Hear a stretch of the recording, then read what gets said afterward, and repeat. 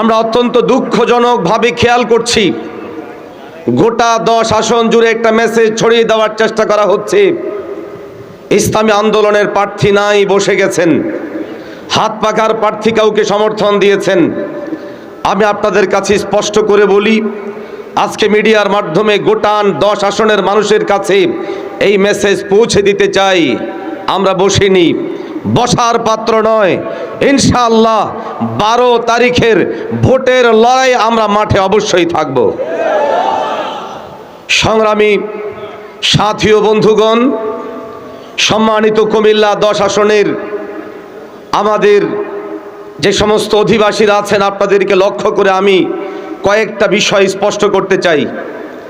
আমরা দেখছি মাঠে ময়দানে কিছু ভাইয়ারা আমাদের মান ক্ষুণ্ণ করার জন্য আপনাদের কানে কানে মেসেজগুলো পৌঁছায় দেয়। হুজুর মানুষ রাজনীতিতে কি করবে, হুজুররা রাজনীতিতে কি করবে, জনতার জন্য কি করবে।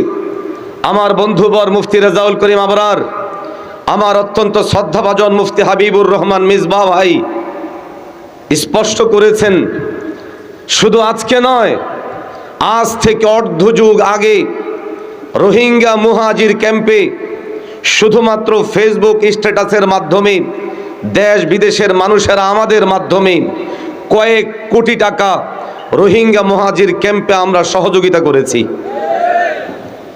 আপনারা জানেন, বিগত সময়ে যে বন্যা হয়েছিল, ফেনীর বন্যা হিসেবে প্রসিদ্ধ এই বন্যায় দেশ ও বিদেশের মানুষের সার্বিক সহযোগিতায় আমরা কয়েক কোটি টাকার দান অনুদান করেছি এবং সেটা আমরা জনতার সামনে পরিষ্কার করেছি।